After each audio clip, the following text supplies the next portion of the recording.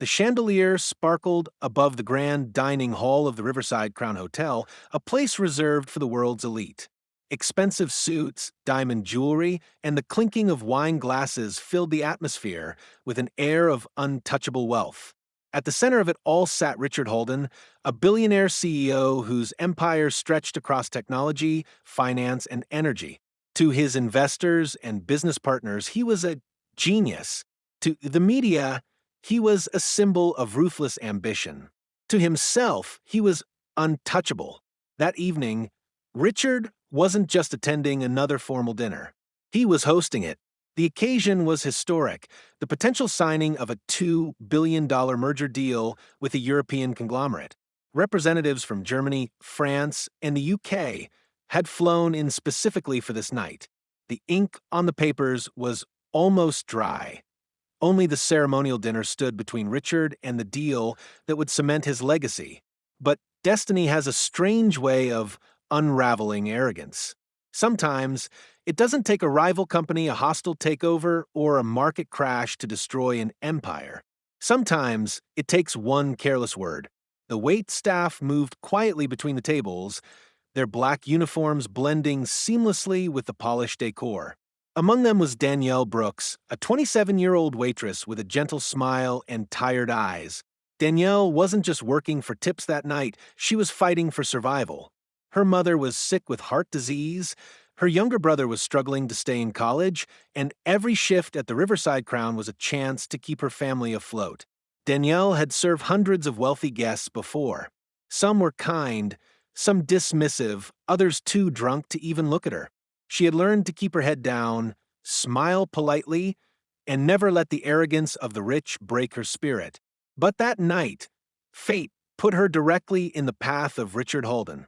As Danielle approached the CEO's table, she carefully balanced a tray of appetizers. She placed the first plate in front of one of the European delegates, offering her warm, "Here you go, sir." When she turned to Richard, his sharp blue eyes flickered with impatience. Finally, he muttered, glancing at his watch as though her service had cost him millions in the span of a few seconds. Danielle, maintaining her professionalism, placed the plate before him with steady hands. "Enjoy your meal, sir."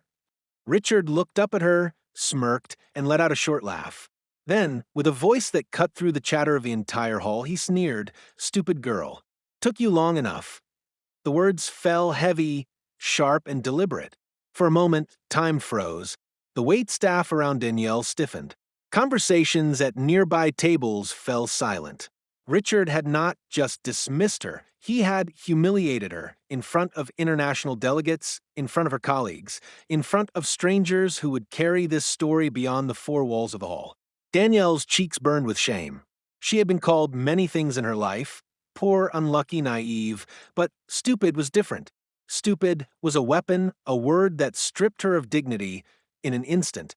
She wanted to defend herself, to remind him that she had been working nonstop for 12 hours, that she was holding 3 jobs just to keep her family alive. But professionalism was a cage she could not break. So instead, she bowed her head slightly, whispered, "My apologies, sir," and turned away. But while Danielle walked away with her dignity bruised, something far greater had just cracked for Richard Holden. At the table, the European executives exchanged looks.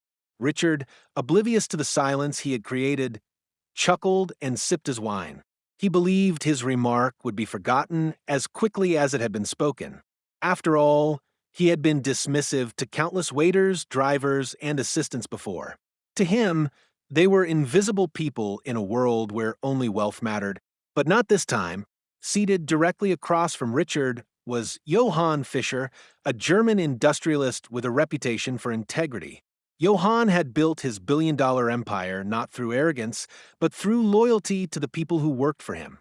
To Johann, leadership was not about belittling others, it was about respect, no matter the rank or the role. He had been considering the merger with Richard's company for months, weighing the risks and benefits. But in that one careless insult, Johann saw something no financial report could reveal, Richard's true character. "Excuse me," Johann said in a low voice, breaking the silence. "Did you just call her stupid?" Richard raised an eyebrow, surprised at the question. She made us wait. Isn't that stupid? The words sent a ripple through the table. Some of the delegates shifted uncomfortably. Others exchanged glances that spoke volumes. But Johann's face hardened. He set his fork down and folded his hands, his piercing eyes locked on Richard. No, Johann replied firmly. What is stupid is thinking that your wealth gives you the right to treat people as less than human. The entire table went quiet. Richard's smirk faltered. For the first time that evening, he felt a crack in the perfect image he had built. But pride wouldn't let him back down. It was just a joke, he muttered dismissively, trying to wave it off. But Johann did not laugh. Neither did the other delegates. Instead, Johann slowly pushed his chair back, stood up, and addressed the entire hall. If this is how you treat those who serve you, then we have no business working with you. A man who disrespects the dignity of others cannot be trusted with a $2 billion partnership. Gasps filled the room. Cameras flashed as journalists, always lurking at high-profile events, captured the moment. Richard's face turned red. His empire, his deal, his pride, all of it began to collapse in the weight of that single sentence. Danielle, standing at a distance, froze in disbelief. She had expected nothing, certainly not justice. But in that moment, she witnessed something rare. Power choosing to stand on the side of dignity. And just like that, Richard Halden's billion-dollar dream began to unravel. Not because of market forces, not because of competition, but because of one careless insult to a waitress. The night that was meant to secure his empire had become the night that would destroy it. The dinner that was supposed to be Richard Halden's crowning glory ended in stunned silence. The guests, once eager to raise glasses in celebration, now whispered uneasily, their eyes darting between Richard and Johann Fischer, who had just walked out of the hall in protest. The other European delegates hesitated, but one by one, they followed Johann's lead. By the time the last chair scraped against the marble floor, Richard's once perfect banquet looked like a battlefield of abandoned plates and broken pride. For a man who had commanded boardrooms, stock markets, and headlines, Richard found himself powerless in the face of a truth he had never considered. Respect could not be bought. He stormed out of the hotel that night, his expensive shoes clicking angrily against the polished floors. His public relations manager scrambled behind him, whispering frantic advice. "Mr. Halden, we can spin this. We can spin what?" Richard snapped, his voice echoing in the hallway. It was a joke. These Europeans are too sensitive. This will blow over. But it would not. By the next morning, the story had already made headlines across the world. Billionaire CEO humiliates waitress during $2 billion deal dinner. Partnership collapses. Arrogance at the table. Richard Halden's empire in jeopardy from boardroom to breakdown. How a single word shattered a billionaire's legacy. Clips of Johann's speech, recorded on smartphones by attendees, spread like wildfire across social media. Millions watched the moment Johann declared, "What is stupid is thinking that your wealth gives you the right to treat people as less than human." The applause that followed his words became a rallying cry. On Twitter, hashtags began trending. Hashtag respect is priceless, hashtag boycott Halden Corp, and hashtag stand with Danielle. For the first time in his career, Richard wasn't being hailed as a visionary. He was being vilified as a symbol of greed, arrogance, and disrespect. Meanwhile, Danielle Brooks woke up that morning exhausted from her late shift, completely unaware of the storm brewing online. She checked her phone and froze when she saw dozens of missed calls and messages. Friends, co-workers, even distant relatives had flooded her inbox. "Danielle, you're on the news." "Girl, they're talking about you on CNN." "You're trending on Twitter. Check hashtag stand with Danielle." Her heart raced as she opened a video link. And there was Richard's insult, her bowed head, Johann's fiery defense, and the eruption of applause. Danielle watched herself on screen, her humiliation now broadcast to millions. She should have felt crushed, exposed, but then she scrolled further and saw something she hadn't expected. Strangers, thousands of them, were defending her. One comment read, "No one deserves to be disrespected like that. Stay strong, Danielle." Another, "She's a queen for holding her composure." absolute professionalism. And another, Richard Halden's money can't buy him humanity. Hashtag stand with Danielle. Tears welled in her eyes. For years, Danielle had felt invisible, just another face in a crowd of servers, cleaners, cashiers. But now people saw her, and they cared. Back in Richard's skyscraper office, the atmosphere was anything but supportive. His board of directors, normally deferential, looked grim as they gathered around the long mahogany table. Richard began Elaine Carter, his chief financial officer, her tone clipped but controlled. "We've lost the Fisher deal. Overnight, the company's stock has dropped 8%. Shareholders are panicking." Richard waved his hand dismissively. "Stocks go up, stocks go down. It'll recover. We'll find another partner." Elaine exchanged a look with the others. "This isn't just about numbers. It's about reputation. Investors don't want to tie their money to a scandal. And Richard, this scandal is you." Another board member leaned forward. "Do you understand what you've done?" Johann Fischer's public condemnation wasn't just personal, it was symbolic. He represents integrity. You represent arrogance. Right now, you're poison. Richard's jaw tightened. He had built this company from the ground up. He had clawed his way to the top through grit, ruthlessness, and sheer will. And now, these cowards were lecturing him about morals? "I am this company," Richard snapped. "Without me, you're nothing." But even as he said it, he noticed their eyes, cold, calculating, and increasingly united. For the first time, Richard realized that his empire wasn't entirely his.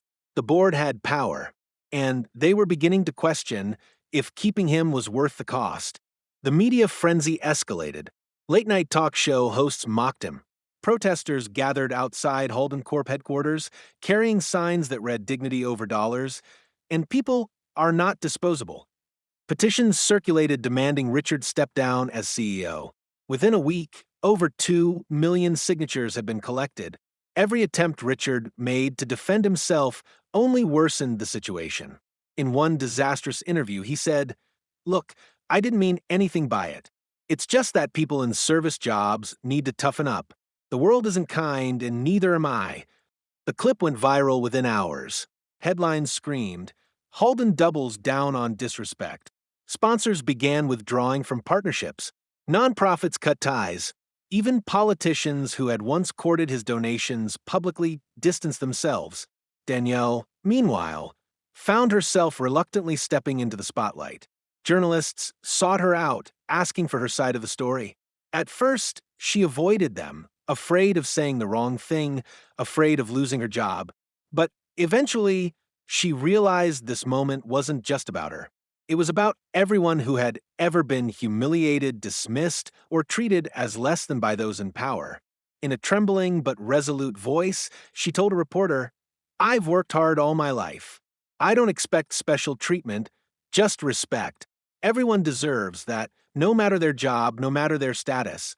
Her words struck a chord. Overnight, Danielle wasn't just a waitress. She was a voice, a symbol, a reminder of human dignity. Back in the boardroom, the pressure was unbearable. Elaine and the other directors convened, privately weighing the risks. "This isn't sustainable," Elaine said.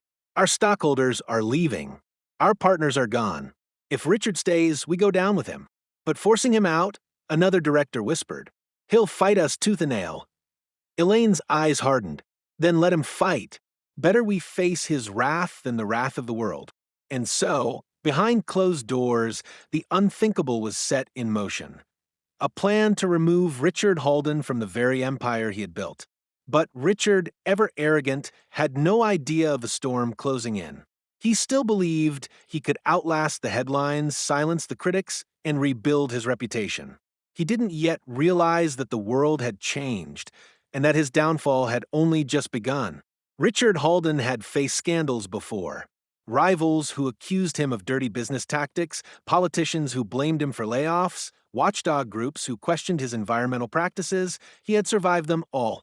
Money, after all, had a way of bending reality. A donation here, a settlement there, and the world always seemed to forgive. But this time, something was different. This wasn't a lawsuit or a market blip. It wasn't about numbers. It was about character. And Character couldn't be fixed with money. The boardroom, once a sanctuary where Richard's voice carried absolute authority, now felt like hostile ground. Elaine Carter, his CFO, sat at the head of the table during an emergency meeting. Richard noticed the subtle shift immediately. That was his seat, his chair, and yet no one had waited for him to arrive. They were already in session when he stormed in, late from an interview where he had tried and failed to charm a skeptical journalist. "What the hell is this?" Richard barked, slamming his briefcase onto the polished table. Elaine didn't flinch. A survival meeting. For the company. Murmurs rippled through the room. Richard scanned the faces of his board members. Men and women who had once praised him, followed him, feared him. Now their eyes were guarded, some even defiant. "This company is me," Richard said sharply. "You don't get to have a survival meeting without me." Elaine folded her hands calmly. "Richard, you've become a liability. We've lost nearly 15% of our stock value in 2 weeks. Major investors are pulling out. And now, with sponsors walking away, we stand to lose billions more." Richard laughed bitterly. "So what? A few soft-hearted Europeans don't like me. The market will rebound. It always does." One of the board members leaned forward. "This isn't about soft hearts. It's about image. You're a walking disaster right now, and we can't afford to go down with you." The words struck Richard harder than he let on. For the first time, he saw cracks in the loyalty he had once taken for granted. But pride was his armor, and he wasn't about to lay it down. "You think you can run this empire without me?" Richard spat. "You're fools.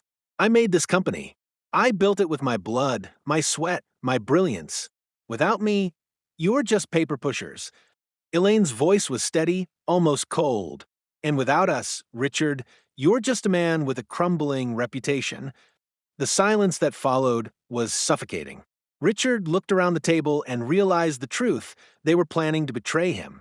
Outside the glass towers of Holden Corp, the world was cheering Danielle Brooks. News outlets sought her out daily, her face appearing on talk shows, interviews, and magazine covers. She hadn't wanted the spotlight at first, but the more she spoke, the more people listened. One interview in particular went viral. Sitting nervously in a modest blouse on national television, Danielle said, "I don't see myself as a victim. I see myself as someone who was disrespected.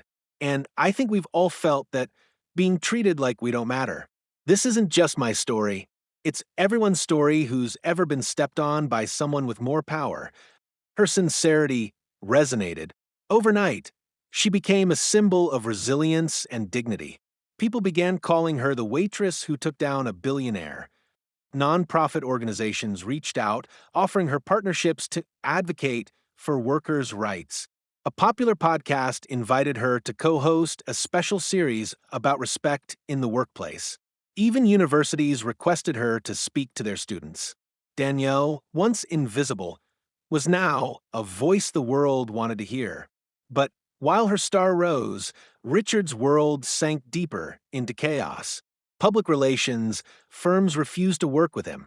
Advertisers dropped his name from campaigns. A late-night comedian roasted him nightly, joking, "Richard Halden lost $2 billion because he couldn't keep his mouth shut. That's not just stupid, that's CEO stupid." The audience roared with laughter, and the clips circulated endlessly online. Richard's temper grew volcanic. In one rage-filled tirade behind closed doors, he smashed a crystal decanter against his office wall, shards raining across the carpet. "I will not be destroyed by a waitress," he roared to no one in particular. But even as he shouted, his words betrayed the truth. Danielle Brooks was no longer just a waitress. She was a movement. Elaine Carter and the board decided the time had come. Behind Richard's back, they convened with lawyers, investors, and shareholder representatives. The plan was delicate but decisive.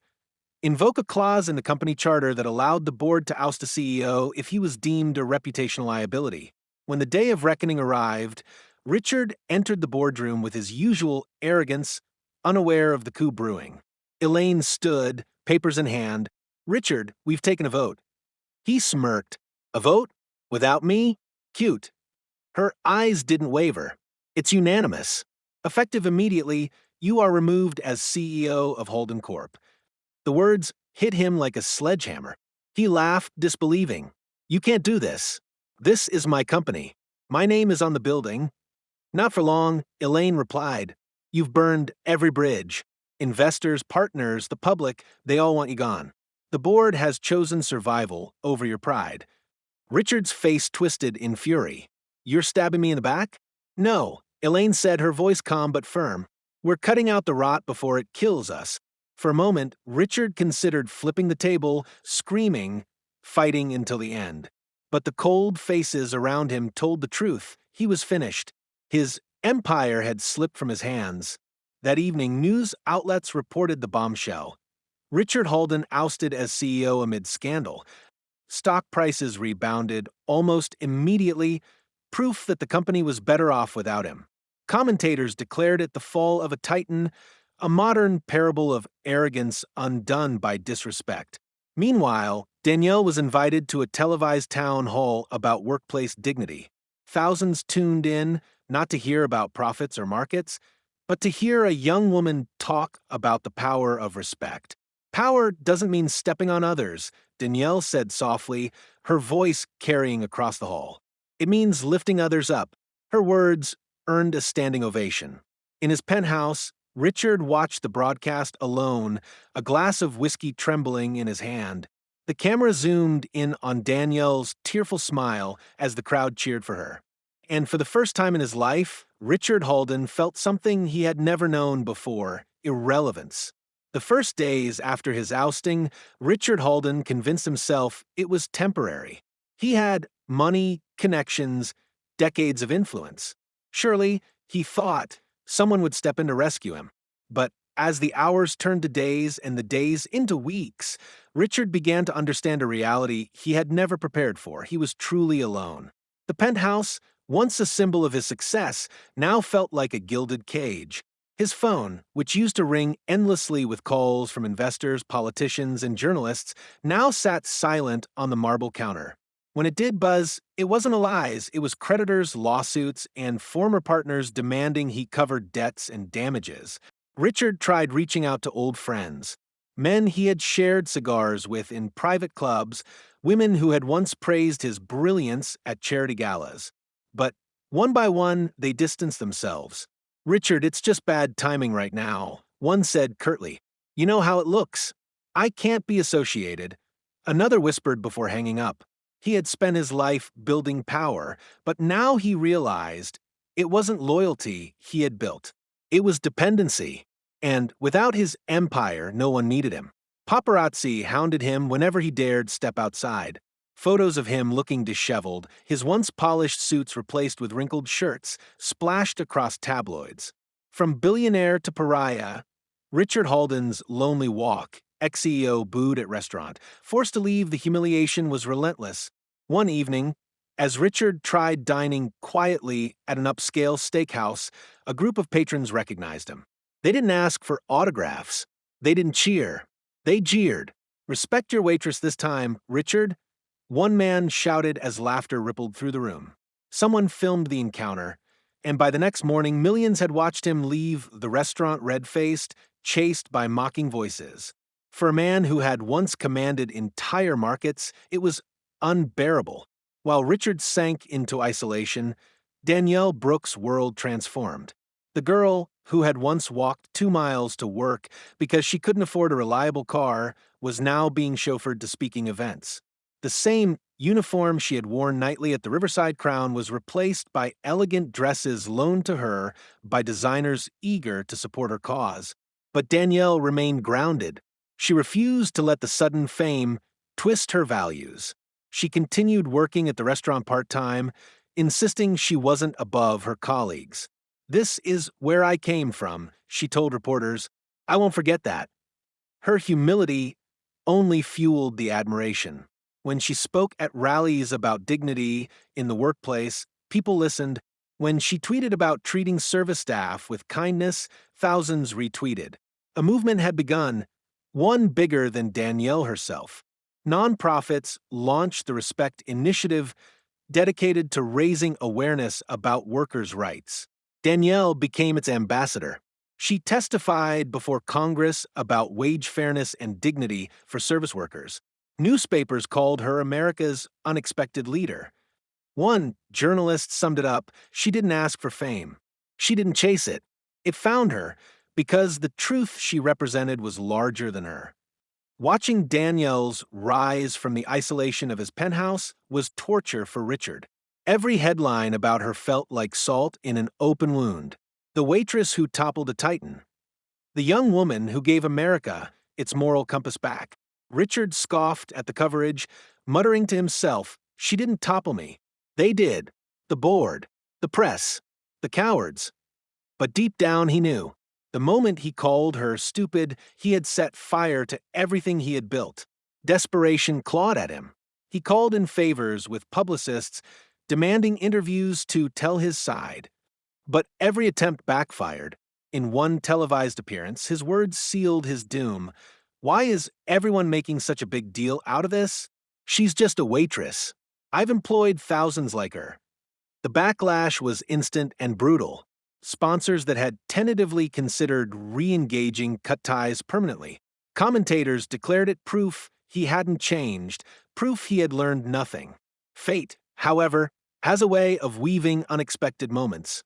One rainy evening, Richard, dressed in a cap and coat to avoid paparazzi, slipped into a small, low-profile diner on the outskirts of the city. He just wanted to eat in peace, away from the mocking eyes of the public. But as he sat at the corner booth, sipping burnt coffee, he froze. Across the room, taking orders with the same polite smile she had always worn, was Danielle Brooks. For a moment, he considered leaving. But before he could, Danielle noticed him. Her eyes widened slightly, not in anger but in recognition. She walked over, her notepad in hand. "Coffee okay?" she asked softly. Richard's throat tightened. He had been confronted by journalists, protesters, even his own board. But nothing pierced him like this. Facing the woman he had humiliated, the woman whose silence had echoed across the world. I didn't expect to see you here," he muttered. Danielle gave a small shrug. "This is still my job. Fame doesn't pay bills forever." Richard nodded, staring at his cup. He wanted to say something, anything, but pride strangled the words. After a long silence, Danielle said gently, "It's never too late to treat people better." Then she turned and walked away to tend to another table, leaving Richard staring at the empty space where she had stood. It was the first time in weeks that he felt the sting of regret, not as an enemy's weapon, but as his own conscience whispering, "Maybe she's right." That encounter planted a seed Richard didn't want to acknowledge.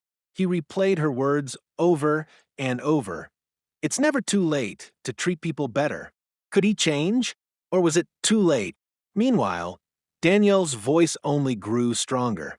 She was invited to the United Nations to speak about dignity in labor. International leaders applauded her courage. Celebrities donated millions to her cause. But Danielle didn't forget the source of her story. Privately, she told her friends, "This was never about Richard Holden. It's about every person like me. He was just the spark. The fire was always there." And yet, for Richard, the fire was consuming. The empire he had built was gone, his reputation shredded. But that small, quiet moment in a diner, with the woman he had once called stupid showing him more grace than he deserved, haunted him. For the first time, Richard Holden wondered if his story wasn't over. Perhaps it wasn't a story of power lost, but of redemption still waiting to be claimed. Richard Holden had always believed redemption was a myth for the weak. In his world, the powerful didn't apologize, they doubled down, crushed opposition, and rewrote the narrative. But that single night at the diner, when Danielle Brooks looked him in the eye and said, "It's never too late to treat people better," refused to leave his mind. He replayed it endlessly, a broken record echoing through the silence of his empty penthouse. At first, he tried to dismiss it as the naive words of a waitress-turned-activist. But the more he thought about it, the more he realized she had given him something no board member, no investor, no journalist had offered. A chance. And chances were rarer than money. The next morning, Richard stood before the mirror. His reflection was almost unrecognizable. The once immaculate CEO, groomed and flawless, now stared back with tired eyes, lines etched deeper from stress. For the first time in decades, he saw himself not as the titan of industry, but as a man stripped of armor. He picked up his phone and scrolled through the endless barrage of articles mocking him. Headlines screamed his downfall. Social media roasted him daily. Every insult cut deeper. Arrogant dinosaur, the man who couldn't say sorry, proof that money can't buy respect. That last one stung most, because it was true. He closed his eyes and whispered something foreign to his tongue. I was wrong. The words tasted bitter, but strangely liberating. While Richard wrestled with pride, Danielle Brooks found herself drowning in a different storm. Fame had elevated her from waitress to activist, but with it came a burden she hadn't anticipated. Everywhere she went, people wanted something from her. Strangers poured out their stories of workplace abuse, begging her to speak for them. Nonprofits sought her endorsement. Politicians asked her to join panels. The media chased her for sound bites, and beneath it all, Danielle was still Danielle, a young woman juggling bills, her mother's medical appointments, and her brother's tuition. She wanted to fight for justice, but she feared being swallowed by expectations. Late one night, after another exhausting day of speeches and interviews, Danielle confided in her best friend, Mariah. I didn't ask for this, Danielle said, her voice trembling. I wanted respect, not fame. I'm scared I'll let everyone down. Mariah put a hand on her shoulder. You didn't choose the spotlight, Danielle, but you are the reason people believe change is possible. Maybe this isn't about you anymore. It's about what you've inspired. Danielle nodded slowly, realizing the truth. The movement wasn't hers to own, but hers to guide. For Richard, the first step toward redemption was also the hardest. Admitting he had been wrong publicly, his advisors had always warned against it. Apologies make you look weak, they used to say. But now he understood it wasn't weakness. It was survival. One morning, Richard surprised the world by releasing a statement. Not through his PR team, not through lawyers, but through a raw, unpolished video filmed in his apartment. In it, he looked directly into the camera, his face drawn and serious. I've spent my life believing respect was optional, something reserved for the powerful. I was wrong. I disrespected a woman who deserved better. I disrespected everyone who has ever worked hard and been overlooked. And I paid the price. I don't expect forgiveness. I only hope to learn. The video spread quickly. Some dismissed it as damage control. But others, ordinary people, saw something different. Vulnerability. For the first time, Richard wasn't hiding behind arrogance. He was naked before the world. And though many doubted him, a few voices cautiously said, maybe he's changing now how to feel. Part of her was skeptical. Richard Halden had built a career on manipulation. But another part of her remembered that night at the diner. She had looked him in the eye and seen a flicker of something human. Reporters asked her for a response. She paused before speaking. Change doesn't happen overnight, she said carefully. But if Richard Halden is truly willing to learn, then maybe something good can come from this. Not for me, for everyone who's been disrespected. Her measured response impressed the public. She wasn't vengeful nor naive. She was pragmatic, and people respected her even more for it.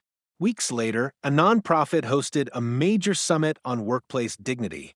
Leaders, activists, and executives from around the world gathered to discuss reforms. Danielle was invited as a keynote speaker. To everyone's shock, so was Richard Halden. The announcement stirred controversy. Critics accused the nonprofit of platforming a disgraced billionaire. Supporters argued it was a chance to show that even the powerful could change. Danielle wrestled with the news. Part of her dreaded sharing a stage with him. But another part saw opportunity. If Richard truly meant his apology, then standing beside him could amplify the message. Dignity mattered more than power. When the night of the summit arrived, Danielle walked onto the stage to thunderous applause. Richard followed to a mixture of boos and cautious claps. The tension was electric. Danielle spoke first, her words steady and clear. I never asked to be here. I was just doing my job. But when I was disrespected, the world saw something bigger. A truth we've all lived. Respect isn't a luxury. It's a right. And we must demand it for everyone. The crowd erupted in applause. Then came Richard's turn. He stepped to the podium, his hands trembling. I used to believe money and power made me untouchable, he began. But I was wrong. It blinded me to the value of others. Danielle taught me that. The world taught me that. And I stand here not as a CEO, not as a billionaire, but as a man who failed and is still learning how to do better. The audience was silent. Then, slowly, cautiously, applause began. That night didn't erase Richard's past. It didn't absolve him of arrogance, nor did it erase the pain he caused. But it marked a beginning. Danielle left the summit knowing her fight was far from over. Richard left knowing his redemption wasn't guaranteed, but possible. For the first time, their stories weren't separate threads. They were tangled, woven together by a single word spoken on a fateful night, stupid. And now, both carried the weight of what that word had cost and what it could yet change. The weeks following the summit were a whirlwind. The media replayed Danielle's speech alongside Richard's shaky confession, dissecting every gesture, every pause. Some said Danielle had become the voice of a generation. Others said Richard's presence had been a calculated stunt. But for the first time, both names were spoken together, not as enemies, but as symbols of change colliding in an age of accountability. For Danielle Brooks, life accelerated beyond anything she imagined. Invitations poured in from universities, corporations, and governments. She became a sought-after speaker on workplace dignity, a living reminder that one voice, even a waitress's voice, could shake the world. But she never forgot where she came from. She still visited her mother every week, still checked in on her brother's classes, still walked through her old neighborhood where people stopped her with hugs and whispered thanks. One afternoon, at a high school where she spoke about courage, a young black girl raised her hand and asked timidly, "Miss Brooks, how did you stay strong when someone so powerful tried to put you down?" Danielle paused, her throat tightening. "I remembered that his power was temporary," she said softly. "But my dignity? That was mine forever. No one can take that away unless you let them."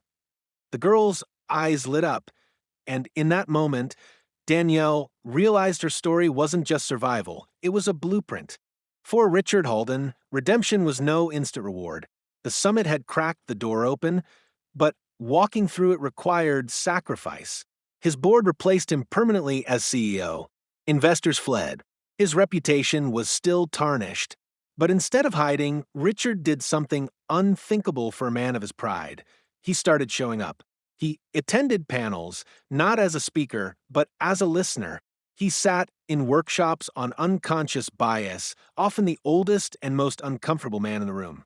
He visited small businesses and asked employees to tell him about their struggles, taking notes like a student. At first, people mocked him. Some jeered when he walked into meetings. Others refused to shake his hand. But Richard kept coming back, again and again. Slowly, skepticism gave way to reluctant acknowledgement. He wasn't perfect. He slipped up often, his old arrogance resurfacing in sharp remarks. But now, instead of doubling down, he apologized. And that, more than anything, was what shocked people. Months later, fate pulled Danielle and Richard together again. A major television network invited them to a primetime debate on workplace dignity. The stage was sleek, the cameras merciless. Millions tuned in. The moderator turned first to Danielle. "Miss Brooks, do you believe Richard Halden has truly changed?" Danielle glanced at Richard. His eyes were weary but focused, his hands clasped tightly. "I believe change is possible," she said carefully. "But it's not about Richard alone. It's about whether powerful people everywhere are willing to listen. He has taken steps, but it's up to the world to decide if it's enough." The moderator turned to Richard. "Mr. Halden, what do you say to those who believe this is all an act?" Richard leaned forward, his voice quieter than ever. "They're right to doubt me. I built my empire on arrogance. I hurt people and dismissed voices that mattered. I can't erase that, but I can spend the rest of my life trying to do better. Whether they believe me or not, that's out of my control. The silence that followed was heavy, electric. Millions watching could sense the rare honesty in his tone.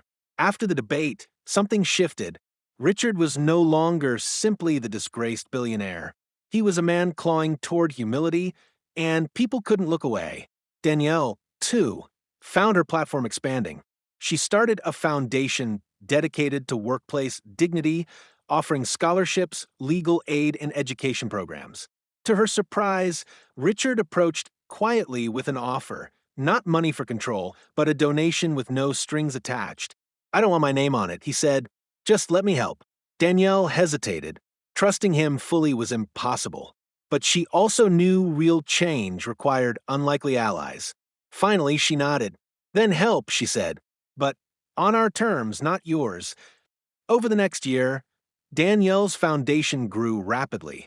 Stories poured in of workers standing up against discrimination, inspired by her courage. Companies revised policies, citing her speeches. Universities began teaching her case as a turning point in modern labor ethics. Meanwhile, Richard became something unexpected, a cautionary tale with a second chapter. In interviews, he didn't glorify his wealth or power. Instead, he admitted his failures and urged others not to follow his path. I had everything, he told one reporter, but I lost respect. Trust me, it's the only currency that matters. One crisp autumn evening, Danielle returned to the diner where it had all begun. The neon lights buzzed, the smell of coffee lingered, and for a moment she was just a waitress again, carrying trays and smiling politely. But she wasn't the same woman anymore. As she sat in the booth where Richard had once insulted her, she reflected on the journey. That single cruel word, stupid, had nearly broken her. Instead, it had built her. Richard's downfall had become a rise.